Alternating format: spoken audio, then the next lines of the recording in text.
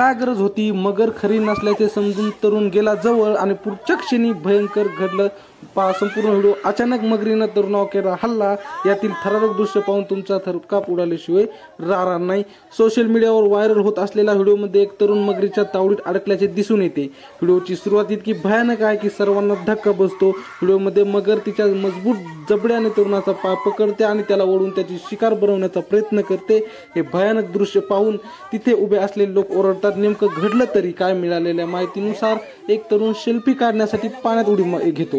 या तरुणाला ही मगर खरी नसल्याचे वाटते, मात्र पाण्यात जाताच त्याचा हा गैरसमज दूर होतो आणि मोठा धक्का बसतो.